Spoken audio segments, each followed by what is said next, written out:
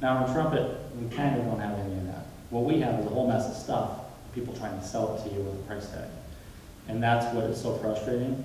But one of my goals for years has been helping people fit into the right mouthpiece. And eventually we're building a new section of our website that will help people walk through the different steps and find out which rim is going to fit, which cup, which throat, for what type of music, what kind of horn, and why they fit together. More so you understand how and why a mouthpiece works and doesn't work, rather than, try this one, so-and-so plays on it, you should buy it. You know, we don't want any of that. We want you to find a mouthpiece that fits and works for you, even if you're playing completely different things. So I'm not really up here to represent my horns or to sell anything, because I never really have sold a horn. I just, people see them and they buy them. But I'm here to give you good information about how to find things, regardless of which brand it is. Truth is, I don't even make mouthpieces, so I can talk all about it, but in a month we will. We're starting new production on mouthpieces, which will be modular. But to give you a quick example of how and why mouthpieces are different, I'll just sum it up very quickly.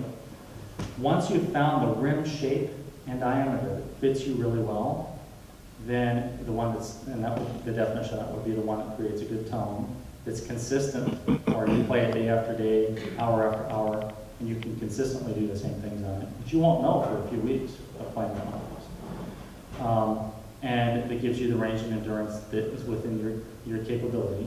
That rim, just this surface here, that rim is your starting point. And after that, you want to find the cup depth that's going to produce the type of tone you want. And I'll just very simply sum it up. The deeper the cup in a bowl cup, the bigger and more bold your attacks will be. Or for most people, you can double and triple tone easier on a deeper cup, but you can't usually play quite as, I guess, gracefully on your attacks, because they tend to be too bold sometimes for a deep bowl type cup. Now, if your cup gets deeper than that, it becomes a V cup or a flugelhorn cup, it softens the tone. It becomes more like a cornet or a flugel sounding instrument. And that primarily is because there's so much more volume in the mouthpiece. It'd be the equivalent of opening your mouth more. Now, if you go shallower in the cup, then you're going to have a harsher attack. You typically cannot play as low on a shallow mouthpiece, because if you did, you'd have to be creating more space between your bottom lip and the mouthpiece, which you can do. You can play really low on shallow mouthpieces, but you have to learn to pull them away to create more air volume for the low notes. It's just a physics thing. If it's very shallow, you can't create the enough air volume and resonance to play low notes. So that's why sometimes people love a really shallow 14A, 4A, but they can't play low notes or they don't sound as good. It's because it's too shallow. After that, we have the throat. Generally speaking, the bigger the throat, the bigger the sound. And the throat directly correlates to the amplitude of the overtone series. This is one of the biggest secrets in brass instruments that, for some reason, has never been exploited.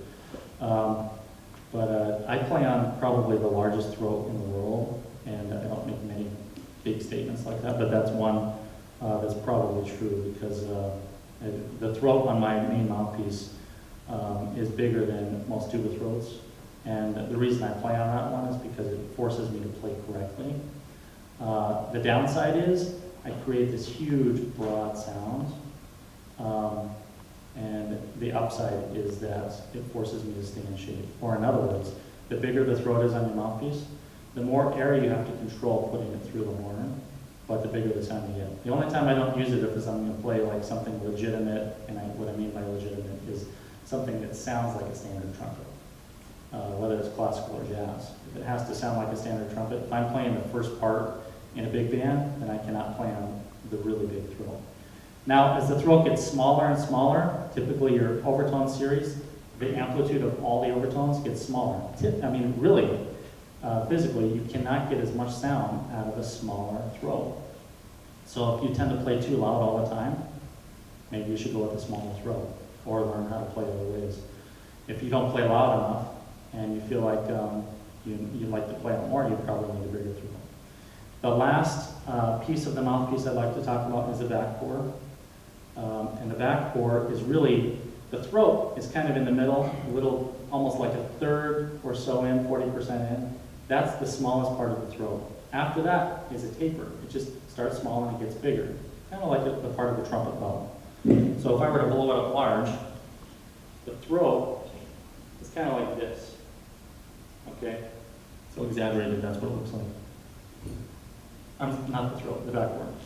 So when the backboard broadens really, really open, then again, it does the same thing as the throat, but it also affects intonation. The reason I'm getting into all of this is because I want you to know the basics of mouthpieces, so you have some idea of why this one plays this way and that one plays a different way. You should be able to look at the backboard and say, whoa, that's not a very, there's not very much metal there, which means that there's a lot of air going in. That means it's a big backboard. Or if you see a real thick, a lot of metal in the back of your mouthpiece, that means it's a small backboard. And just that visual can be a cue sometimes. You play a mouthpiece, you have 3 mouthpieces at home, you never thought about this stuff before. You can put a drill bit set for $10 through the throat of your mouthpiece and find out which throat it is. Or eventually we'll offer cheap sets where you can just do that. And then the backboard you can look at it and say, oh, well that's why I sound too bright or too dark. Or if you find on this horn, I tend to go sharp in the upper register, then most likely you need a bigger backboard. And vice versa. If you go flat in the upper register, maybe you need a smaller one. These are basic concepts that really aren't that well known, but I'd like you to know. So I know there could be a million questions on mouthpieces. I don't normally talk about it because when there's like 50 or 100 people, I could be here all day answering questions. But today, does anyone have questions on mouthpieces? There's a lot of confusion. You could ask me after as well. All right, you're all experts. Any questions up to this point? Because I don't want to skip anything. I kind of go fast. All right. Well, we're going to talk about efficiency as a player. Yes? I saw that one of your mouthpieces, you had a resin on the inside. Can you kind of go over, explain the reason? Yes. Yes, I will. Actually, that's related to the physical aspect of the human being, the player, and your embouchure. So I'll tie that in with what I'm going to talk about. I said there are 3 parts of efficiency: the acoustics, the physics side, which is really the instrument, how we can preserve energy or lose it, and then the mouthpiece, which is kind of an integral part between the instrument and your body. And I explained a little bit about that. The most important part, of course, is your embouchure, your lips, the way you hold your lips, how much air you put through them, where the mouthpiece rests, a certain part on your teeth. There's a million complications here. When people hear a trumpet player, they say, oh, that sounds nice at church or whatever. The trumpet players usually right away will have an opinion, oh, it does sound nice. That guy must have worked really hard.